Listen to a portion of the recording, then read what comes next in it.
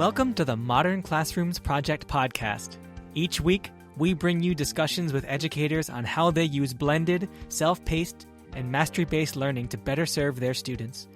We believe teachers learn best from each other, so this is our way of lifting up the voices of leaders and innovators in our community. This is the Modern Classrooms Project podcast.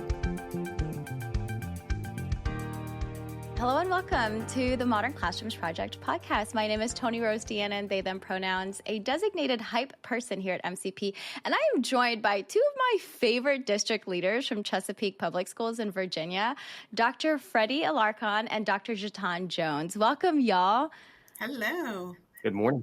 It's so exciting to be in this space with you, and thank you so much for saying yes to the podcast. I know that when I had met you in person, it was just like a vibe, right? Like we all just connected really beautifully, and then I continue to see you in person in different conferences, so you can continue sharing your experiences with implementing our model. And so, before we get started, tell us more about who you are and how you started your MCP journey, and we can start with whoever wants to go first. Okay, I'll kick it off. I am Dr. Jataune Jones. I am Director of Professional and Organizational Development, and I'd like to say I'm an MCP champion. I started my journey several years ago, and I will say that I stumbled upon MCP. I believe it might have been on a Facebook ad, and I took the free course, and I was hooked. But the season just wasn't quite right for the school district that I work in. And that's where I met Freddie and MCP really bloomed. But I just will say that I'm a champion for learning, and I love lifelong learning and embedded learning. And that's exactly what MCP has been for us. All right. Good morning. I'm Dr. Freddie Alarcon. I'm the Director of Middle School Leadership here in Chesapeake. And my journey with Modern Classroom started again, similar to Jataune, if anything. It was probably about 3 years ago. And I was sitting there on a nice cold winter day and happened to stumble across a piece on some social media that, again, was highlighting the work of the Modern Classroom. As a former principal, I was a huge fan and big advocate of small group instruction. And as I saw this particular model, I felt like, it was something that we definitely wanted to explore further here in Chesapeake. So big fan. I think anybody would tell you that I'm a huge proponent, advocate of Modern Classroom, a big cheerleader, and I'll talk to pretty much anybody about the model if given the chance.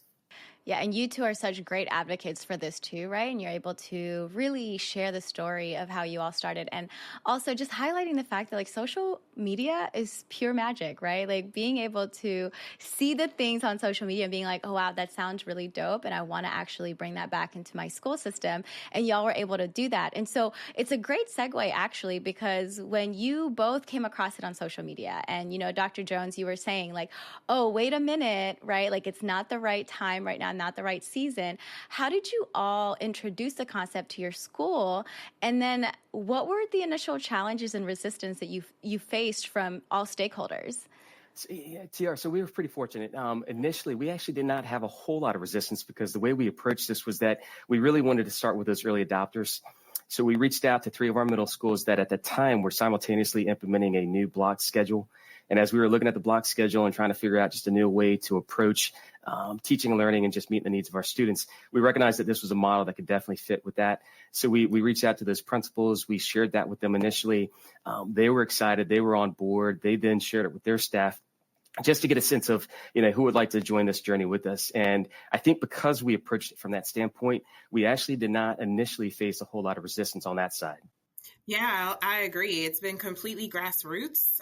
Principals really rallied around their teachers who were interested in a new way of doing things. And those teachers embraced the opportunity to try something different in hopes of getting different results. And from there, it's just taken off. More and more teachers have become interested. And I think simply because of the way in which it was rolled out. We had a problem. And MCP was a potential solution, and everyone wanted to be a part of the solution. So luckily, we have not faced any resistance. And that's so great. And I really appreciate how thoughtful and intentional y'all were with the rollout because, you know, you noticed, Freddie, that there's a block schedule, right? And you're like, this is a new schedule. So then people are already trying to figure out how to do things in a different way. So let's go ahead and align what could potentially go with this new block schedule. And so when you reached out to the principals, and again, I'm feeling like this has everything to do with relationship too, right? You were talking about how you identified those middle schools that were needing and wanting different ways to innovate in the classroom, and so you went to those leaders and had this conversation. So how did the principals then roll out to their teachers, and did you give some guidance on how to do that as well? I think so. What they did, so they met with their teachers initially just to have some conversations, met by grade levels, shared the information, shared with them the video initially. So the video was kind of the initial hook. And then from that point, shared with them the free course. And I think that the free course really gave them the opportunity just to explore a little bit in terms of kind of where they are with regard to teaching and learning and whether or not this particular model of instruction will be something that they wanted to pursue further. From that point, again, as Dr. Jones indicated, I mean, it was completely, grassroots. It was really up to the teachers as whether or not that they wanted to be a part of this. It was not top down. We really empowered them and gave them the opportunity if they wanted to explore it further. Surprisingly, we had a tremendous response. So of the 3 middle schools, we had about 27 teachers across the 3 different schools that had expressed interest. And that was really the starting point for us. But we had a great group of initial teachers that were on board. They were very innovative. They wanted to try just to do something different. They also recognized that the current structure that was happening within their buildings just wasn't working for their kids. And they really were excited about this new approach to teaching and learning. Oh, that's so exciting. The free course is such a great entry point as well to figure out if this is something that I want to continue doing or is this something that I want to research a little bit more, dive into a little bit more, right? So 27 teachers showed interest. That is what a great number to start off with, right? And I think the beauty of education too is that when you provide something for teachers to look at, to sit with, to process, right? And then you give them the option of like, hey, what are your thoughts? So many teachers will be so receptive and open to trying it out as opposed to saying, you got to do this and good luck trying to do it by yourself, right?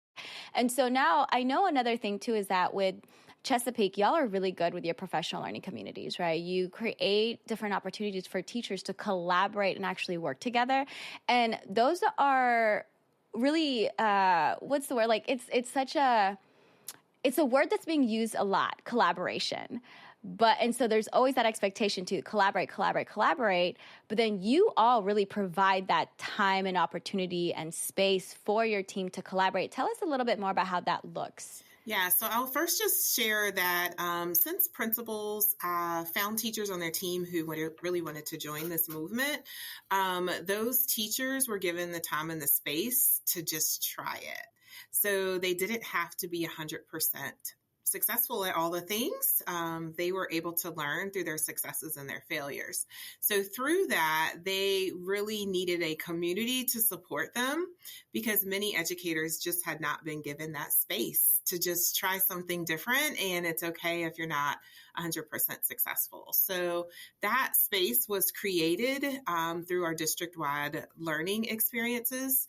And so teams of teachers across the district came together after school of their own free will at various places across the city to just connect around what MCP means to them, where was their entry point into MCP and where they were hoping to go.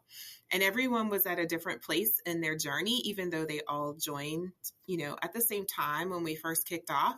And so those were our district-wide professional learning communities, and they really were just that.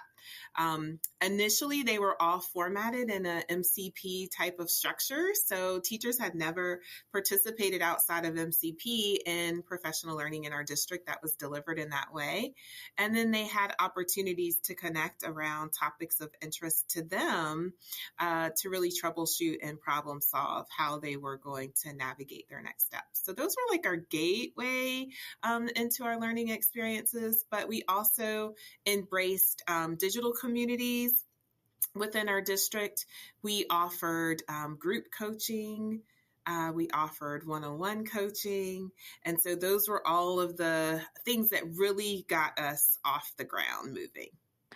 Oh, that's so exciting. And I'm hearing a lot of grace and patience for the teachers who are trying something new, right? And the fact that, you know what, mistakes are going to happen. You actually don't have to do 100% of the model. And that's okay. Figure out what you can be really good at right now, or even figure out something that you really want to try that you may not be good at and make all those mistakes. And that's such an important way of being for teachers too, because I think sometimes, again, there's so much pressure for teachers to perform 100% all the time.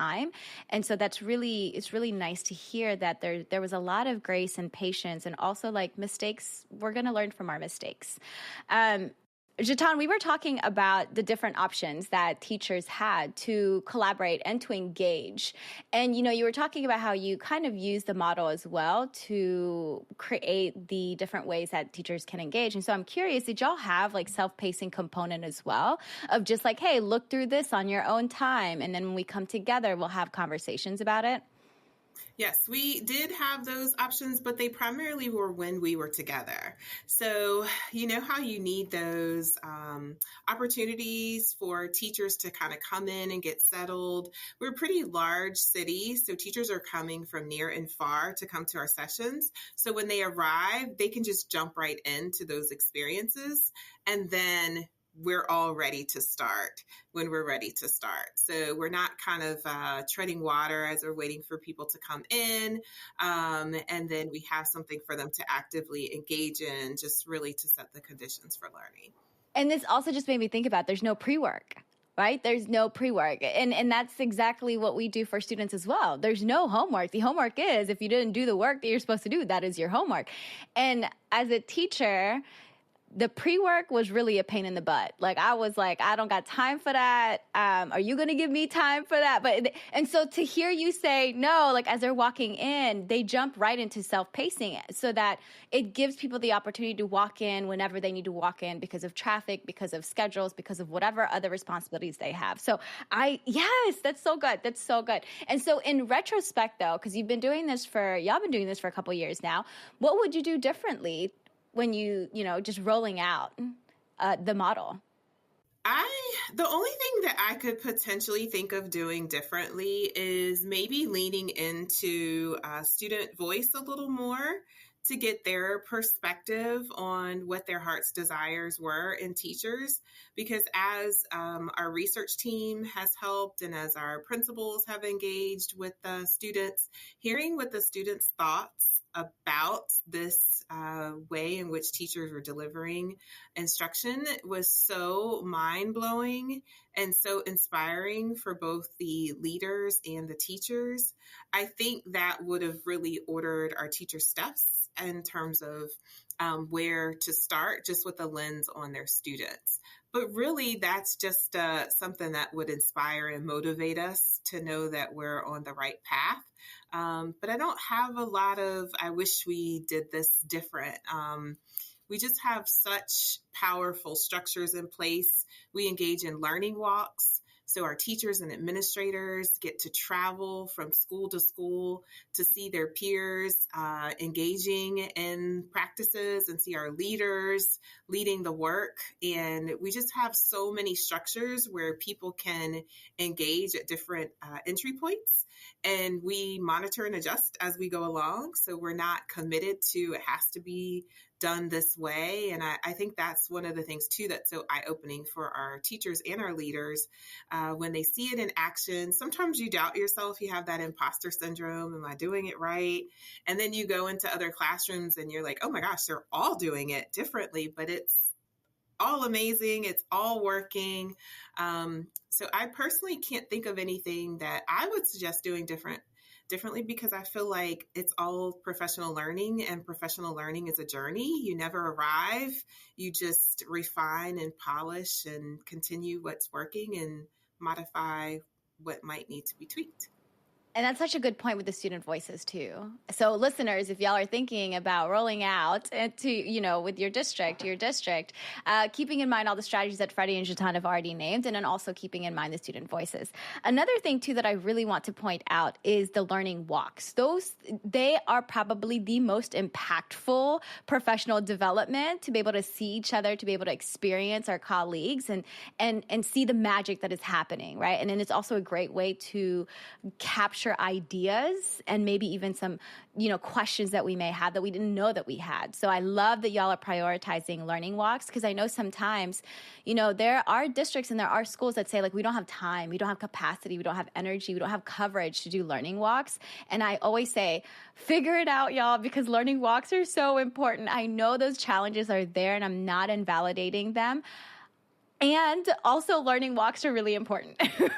So, because like you said, they get to see each other in action. And I think, again, students love learning from other students. So we know teachers are going to love learning from each other as well. And so as leaders, we provide that space and that opportunity, and our folks are going to eat it up, right? Hey there, listeners. This is Zach, jumping in with a couple of announcements for this week. As teachers, we know that it often feels harder to miss school than to teach when you're sick. But it doesn't have to be that way. In this webinar, Stress-Free Sub-Planning with InstaLesson, on October 21st at 7 p.m. Eastern, we'll show you how a free AI tool called InstaLesson, which is at instalesson.com, can help you create complete, fully editable, student-facing lessons in just seconds. Plus, we'll share how InstaLesson can be used to facilitate makeup work, extension activities, and self-paced learning. InstaLesson works for all subjects and grade levels, so we hope you'll invite your colleagues and administrators too. Next, MCP Co-founder Kareem Farah is speaking at EDTECH Week on October 20th in New York City. MCP will be exhibiting at CGCS 69th Annual Fall Conference from October 22nd to the 26th in Philadelphia. If you're attending either of those, make sure to drop by and say hi. And that's all I got for you this week. There will be registration links and more info in the show notes as always. But for now, let's get back into it with Jataune, Freddie, and TR. So, okay. Next question. Now, this is a real question, because we often get this a lot in our Facebook group as well, in our communities, is teacher evaluations, right? How does this impact the teacher evaluation, this way of teaching, of blended self-paced and mastery-based learning, right? Because there's no teacher in the front of the room anymore. And so there's a lot of misconceptions, right? And so let's talk about your teacher evaluation. How has this redefined the role of teaching of the teacher in this new instructional model? And then how do you measure their success? Yeah, I was going to say, I'll kick it off if you want to add to it. But I think one of the most important things, and we've really worked hard in Chesapeake just to make sure that our administrators are on board with the model. I think it's important for the administrators to be supportive of what's happening with regard to implementation of the modern classroom and just understanding what those expectations are and what the look-fors are with regard to an effective classroom. Obviously, it's a significant shift away from a traditional classroom, and really trying to understand, how those pieces all come together. I think the beauty of the modern classroom in many cases is the fact that it's really not anything new in terms of what the teachers are being asked to do, but it's how they're then using the time to be able to connect and meet the needs of their students. And obviously, I think the success for us is when we go into a classroom and we see that the kids are all at different points, different places, and the teachers are able to use the data effectively to be able to identify specifically who's doing what, who may need some additional support and assistance, and what that teacher's doing on the fly to be able to make those adjustments.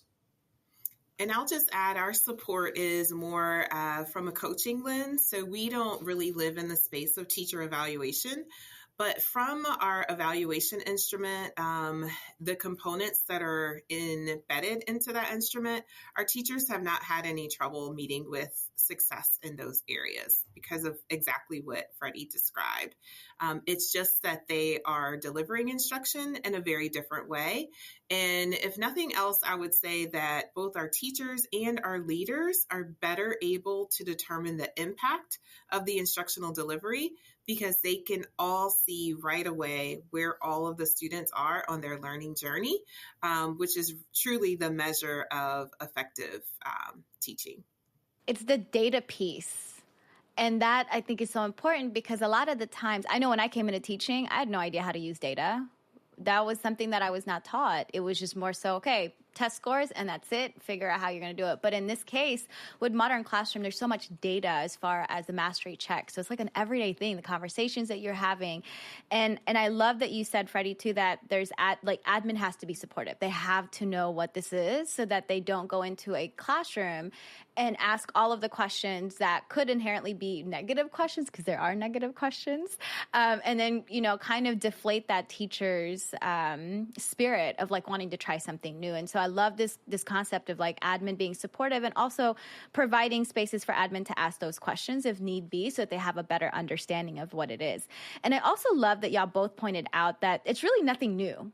Right? It is nothing new. Like all the strategies, the teaching strategies, the learning strategies that we've been implementing, it's nothing new. It's the how part. Like, how do we do that most effectively? How do we do that so that our impact is higher and that our students are actually growing, right? And so I love hearing that the teacher evaluation tool that y'all use, your teachers have not had an issue being successful with them, because it is really ultimately about student impact and growth, right? And so for me, I know when I walk into a classroom and I can ask any student what they're doing and they can tell me, and then they can tell me the skills and how they can master it, like that is beautiful. That is beautiful to me. There's nothing that is completely unmatched.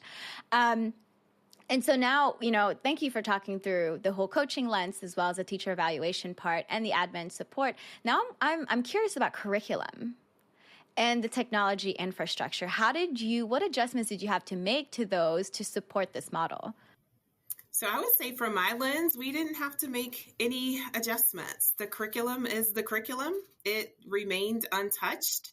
It was just really how the teachers structured their classrooms to deliver the instruction. So I would say the curriculum was untouched. And then through my lens, I would say likewise, we really didn't need any significant adjustments in our technology, really none at all. The tools that we had were the tools that we used. So honestly, through this process, we switched LMSs.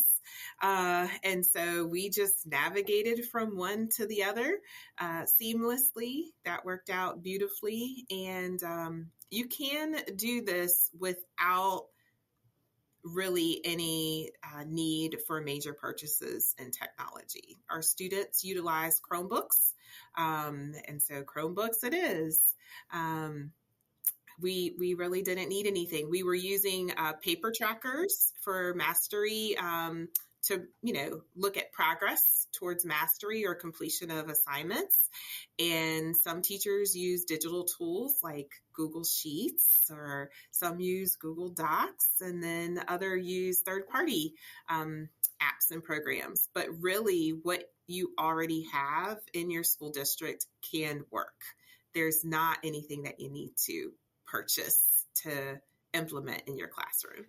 So to Dr. Jen's point, I just wanted to share that I think one of the just really nice things that came out of this also was that I feel like the level of collaboration, it really was strengthened in response to our implementation with the Modern Classroom project.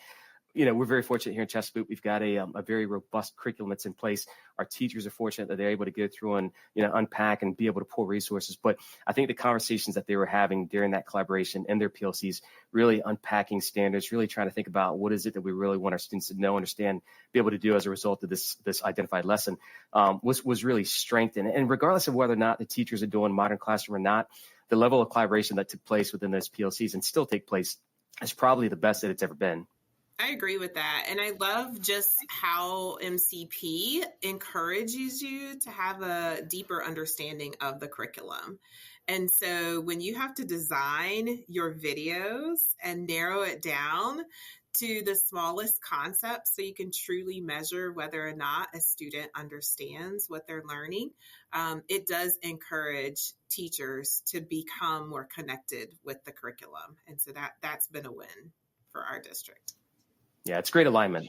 Yeah, it is great alignment. And I'm chuckling in my head too, because being a teacher for so long and not implementing the model, I definitely did not have a deeper understanding of that curriculum. I was just like, what can I teach today?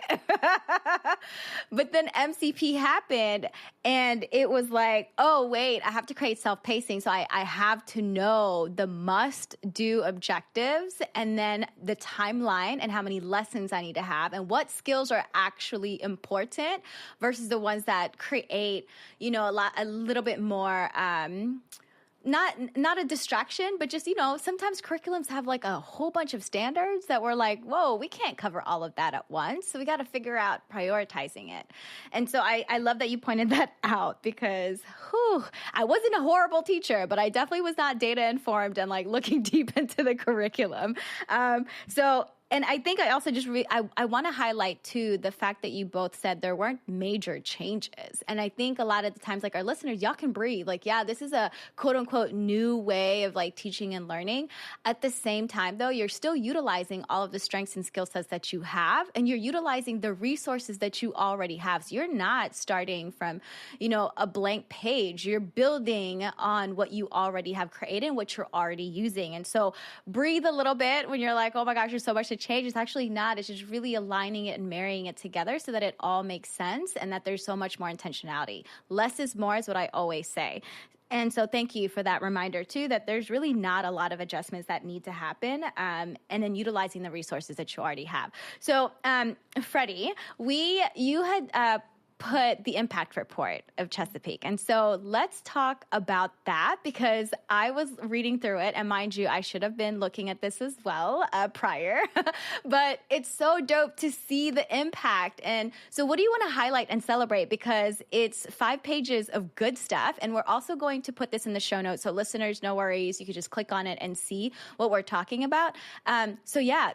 Share with us, like, what was the one thing that you were looking at automatically and like a must do that you're looking at, and then like that was actually a really good point of data that I didn't even think to consider. So TR, we were very fortunate here in Chesapeake again because we had tremendous support from our central office staff. Our superintendent in particular was also very supportive of implementation. Obviously, in our considerations as we were looking at this particular model of instruction was really about, is it going to have the desired effect? So we did identify some key goal areas, particularly around improved student engagement and autonomy. We also looked particularly around student relationships. But we also wanted to look at staff, just the staff itself and how they were feeling with satisfaction with implementation around this particular model. And what we discovered after year one of implementation within those identified schools was that it was a tremendous success. One of our key goals, again, was just looking at levels of engagement. We found that student behavior across the board in each of these identified classes had improved. We found that student motivation was higher in these classrooms in comparison to some of our non-MCP classes. And that collectively, students overall were just more engaged in these classrooms in school in particular. As we started talking about student-teacher relationships, we also asked the students, again, capturing their voice, making sure that we're looking to see to what degree do they feel as if the student-teacher relationships are better in our modern classrooms. And essentially, the students reported significantly that they felt like they had a great personal relationship with their teacher. They also identified that the teacher was challenging them to learn as much as they could.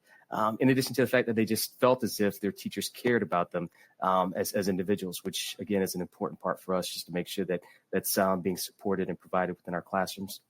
But as Dr. Jones had mentioned, I think that, the other concern for us, again, was really just thinking about our teachers, understanding, recognizing that just right now it's tough. I just think in the world of education, in terms of our pool of teachers that are coming to us, and we really want to do all we can to make sure that our teachers that are currently in place are being supported. As Dr. Jones had mentioned previously, we had a number of our teachers that of the 27 were towards the tail end of their careers, and they just weren't sure if this is what they wanted to continue to do or what their next step was going to be.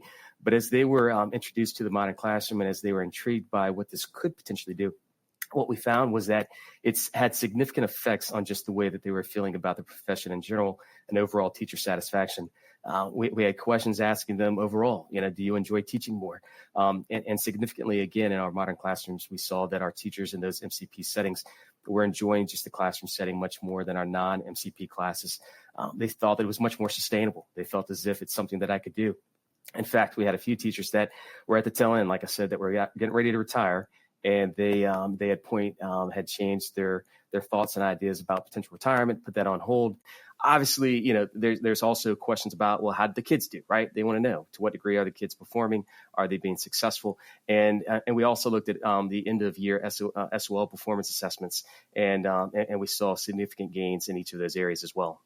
Freddie, I love what you were saying about the teacher satisfaction and teachers at the end of their career, and the number of teachers that we had at the end of their career, who after engaging in MCP said, this is what I have always wanted to do. Like, my teaching has started now because this is why I signed up to be a teacher. And some of them committed to us. They said 1 or 2 years, but I think they decided on about another 5 or so. So that's exciting for us with our teacher retention and teacher satisfaction. That's something that we really celebrate in our teachers. Yeah, Dr. Jones, I think the other thing too that's awesome about this is just the number of those teachers that also went on to become distinguished educators, right? Distinguished teachers in terms of additional credentials through Modern Classroom. And now some of these teachers are some of our biggest champions across the division, which again, it's great to see just the overall effect that this particular model's had on instruction and just the overall profession itself. And teacher leadership. I actually forgot about that part. Yeah, and I was also thinking about not mental health per se, but just like a different mental perspective about teaching, right? Because again, the mental wellness, yes, thank you for that, because, teaching is hard. And so to hear our teachers be re-energized, to be invigorated, to be excited to try all of these things, to continue teaching is really, really, really powerful. And I do want to reiterate too to our listeners, like, y'all, take a look at this impact report, because I know that there's a lot of y'all that are struggling with student motivation, with student behavior, with student engagement as well. And that's like the very first goal in this impact report. And you'll see just the huge difference between an MCP classroom and then a non-MCP classroom. So, if there's something that you're like, I really want my students to engage, I really want my students to feel like they belong and that I care about them as a human being, look at this impact report. Another thing that I wanted to point out to y'all, and I know I'm going to normalize like calling y'all Dr. Freddie and Dr. Jataune. Like, why does it have to be like last names, right? But like, that's just me anyways. And I've known y'all for a couple of months now in person, and I never use your doctor honorary title, so my apologies. But something that I really wanted to talk about too is the key finding number 3. It says that y'all had fewer absences. Can y'all talk a little bit more about that? Yeah, so TR, if anything, so one of the things, chronic absenteeism within the state of Virginia is just an area of focus for us. And it's one of the pieces that we were worried about. I know that when we initially were exploring the model and just really seeing the effect that it has on the ability of students to be able to continue the learning process, even if they are in a situation where they're out of school, the learning doesn't stop. And that's just the beauty of this particular model of instruction. But going back to the student engagement component and the kids just feeling a sense of connectedness within the building, what we discovered was that it actually had a positive effect on the students, and that the attendance rates in these buildings actually were much better, specifically within these classrooms. I mean, when we have choices and when we feel accountable, right, and we have autonomy, we want to show up. That's just human beings in general. But if we are, stuck in a way where it's like just one way and I'm bored out of my mind, I'm not going to show up. I'm not going to engage. And so that itself is just those are great points too. Thank you, Freddie.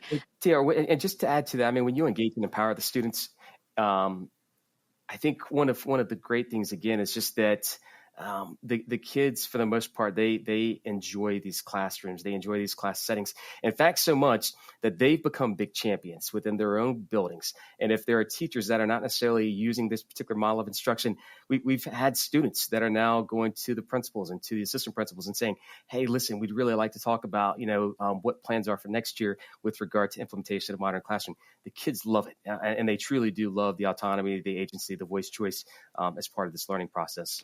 And that's student empowerment there, right? That's students standing up and advocating for what their needs are. And that's what we want. We want student choice. We want student voice. And then we also want to build this community as well. And like y'all were saying before, there's a lot of alignment that happens here. There's a lot of transparency. There's a lot of communication happening between all the stakeholders. So it's admin, teachers, families, students. And so, and that's another thing too that I really love is like when students are really excited about something, they start telling their other teachers. But I think also it trickles down from the teachers. If the teachers are excited about it, then the students are excited about it, and then the words just keep spreading, and it's just so contagious. And so, and that goes in the other way around too, right? If it's a negative thing, then of course the students are going to grab that negativity as well and then say that. But I just love the fact that y'all were just, talking about how teachers are excited. And so because teachers are happier, teachers are more excited, the students are happier, and the students are more excited. And then now they're advocating and feel empowered to say, hey, this type of learning and teaching is actually working really well for me. I would love to see how this looks for other classes as well, so that I can continue being successful in my teaching and learning journey. So, oh my gosh, how beautiful. That's so great. Okay. Y'all, what do you hope to see in the future, and what goals do you have? Because the school year is about to start. It is here. It's coming. So what are your goals and what are your hopes in the future? Well, we are expounding upon our teacher leader group. So something that we're really pushing is teacher leadership. And so we piloted last year communities of practice in a particular borough of our city. So now we're going to have those communities of practice across the boroughs. So I'm really looking forward to seeing our teachers flourish as they lead other MCPers in their community, and just seeing how they lean upon one another to strengthen their practice. And then to that end, we also have a leader community. And so I'm just very much so looking forward to how that community continues to grow in their leadership and support of their MCP teachers. So that's what I'm most looking forward to, just normalizing practices that meet the needs of our students, our teachers, and our leaders. And on the school leadership side, essentially for us, because, for us, we started off at the middle school level. So our focus really has been implementation at the middle school level, trying to ensure that our staff are being supported on that side. Again, Dr. Jones and her team have done just an exceptional job with regard to the supports that are in place with that. I will say by far that has been probably the best part of our implementation. Really is just ensuring that there's been some intentional support through her office and through her department, really making sure that our teachers are feeling supported, giving opportunities for collaboration, and just being able to see some of the implementation and best practices.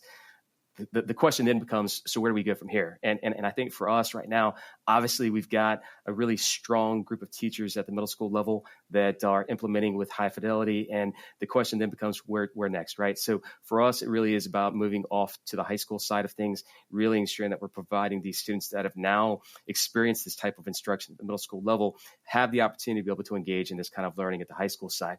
So we've already started partnering with our high schools, looking at the feeder programs, trying to ensure that the schools that have a really rich and really strong program with implementation of modern classroom are really starting to provide opportunities at the high school side of things. And Dr. Jones and her team, again, have just been very supportive with regard to that implementation and supporting that particular part as well. I'm so excited for both of y'all. This sounds like such a great thing. And again, lots of intentionality behind it, right? Lots of conversations. And I think one of the things that I really love too is that you two have each other to be thought partners and to throw ideas and ask questions and also be like, well, is that going to work? Is that not going to work? And so you two have just continued to, I love your partnership, first of all. And as a teacher, seeing district leaders do that is also really important. So y'all are modeling exactly what y'all want teachers and your leaders to be doing. So thank you for your work. Thank you for being you. Thank you for all your patience and flexibility as we record this episode. I really appreciate it. And your advocacy as well. I just really, really appreciate you sharing your experience and expertise with us. And you all have a great, fantastic, amazing, magical school year and do all the things. Thank you. Thanks, DR. Thank you so much for listening. Listeners, remember you can always email us at podcast@modernclassrooms.org, and you can find the links to topics and tools we discussed, as well as more info on this week's announcements and events in the show notes for this episode at podcast.modernclassrooms.org. We'll have this episode's recap and transcript uploaded to the Modern Classrooms blog on Friday, so be sure to check there or check back in the show notes for this episode if you'd like to access those. And if you enjoy our podcast and it's been helpful in supporting you to create a blended, self-paced, mastery-based learning environment, we would love if you could leave a review. That does help other folks find our podcast. And of course, you can always learn the essentials of our model if you want to go beyond the podcast through our free course at learn.modernclassrooms.org. And you can follow us on social media at modernclassproj. That's PROJ. We are so appreciative of all the hard work you do for students and schools. Have a great week, and we'll be back next Sunday with another episode of the Modern Classrooms Project podcast.